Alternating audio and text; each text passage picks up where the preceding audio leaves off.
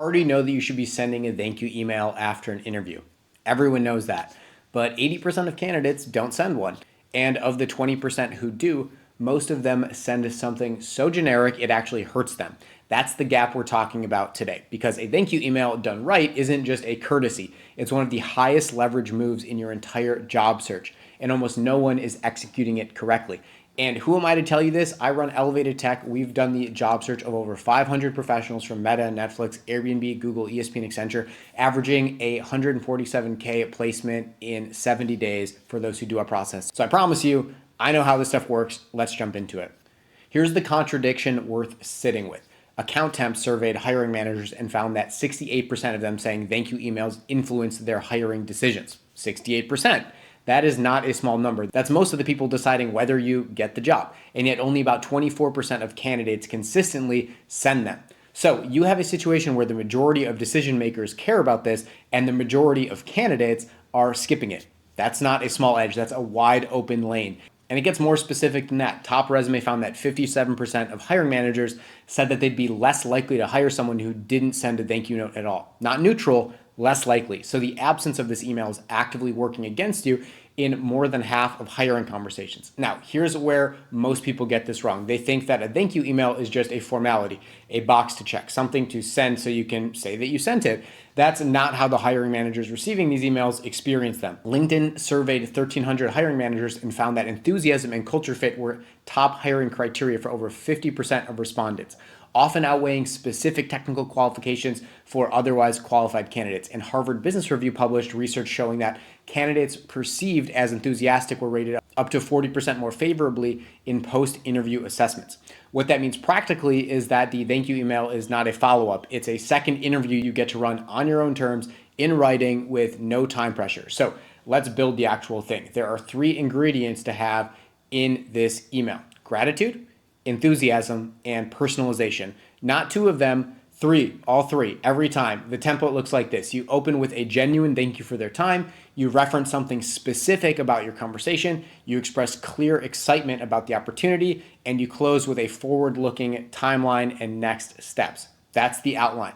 But the personalization is where it actually works. Here's a real example from a short conversation with a recruiter. Something like, "Hi, Sarah. I'm glad we finally got to meet in person. Thank you for walking me through the team dynamics and what you're prioritizing for this role. I look forward to hearing back from you on Friday. As mentioned, I'm very interested in moving forward." Short, direct, straightforward. That has all 3 ingredients. Now, here's a second example, and this one is worth studying even more closely than the first.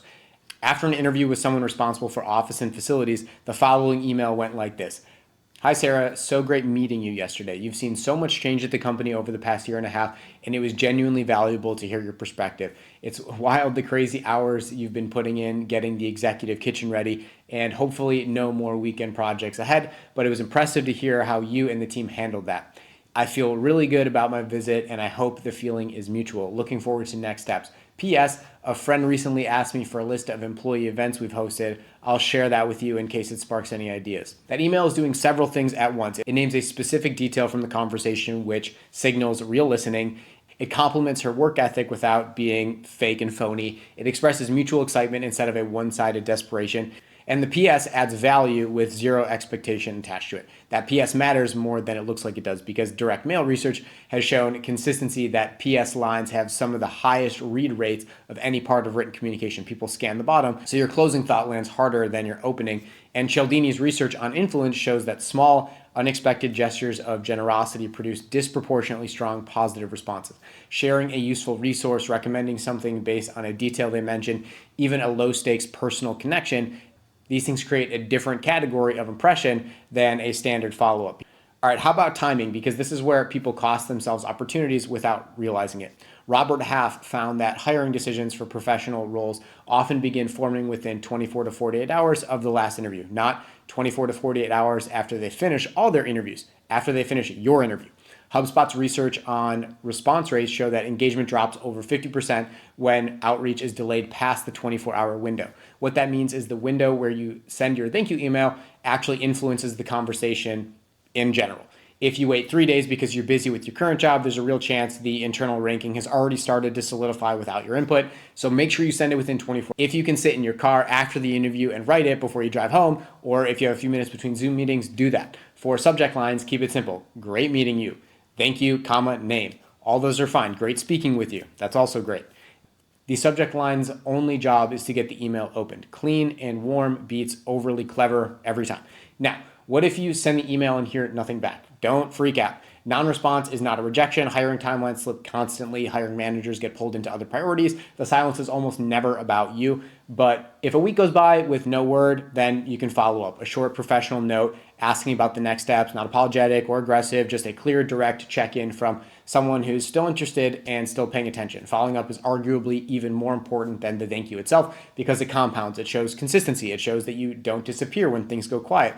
And for mid-career professionals competing for roles at 100, 150, 200K, where candidate pools are smaller and every signal gets scrutinized more closely, that follow through distinguishes you in ways a resume simply cannot. Here's the thing most people miss about all of this. The job search is not a single event. It's a relationship that starts before you're hired. Every touch point is a part of the audition. The thank you email is demonstrating in real time that you communicate well, that you listen, that you follow through, and that you actually want the role. For anyone targeting management or director level positions, those are exactly competencies the job requires. You're not just thanking someone, you're previewing what it looks like to work with you. The job search rewards the habits most candidates consider optional. That's the whole thing compressed. Write the email, make it specific, send it within 24 hours, and add a PS with something valuable. Follow up a week later if you've heard nothing back. That sequence, executed consistently, puts you ahead of roughly 80% of the people you're competing against. Not because it's complicated, because most people won't do it. If you're actively in your job search and you're either struggling to even generate interviews in the first place, putting out hundreds, maybe even thousands of applications, not hearing anything back, or you are starting to get interviews, but you're just struggling to convert those into offers, you may want to listen closely. So I run Elevated Tech. We've helped over 500 people land remote jobs in the last 24 months. People from Meta, Netflix, Airbnb, Google, ESPN, Accenture, and more. Professionals from every main field of work remotely land remote jobs by doing a done-for-you job search, applying to over 2,000 jobs per month, which on average is a 1% response rate. That's about 20 interviews a month, all in your specific area of work.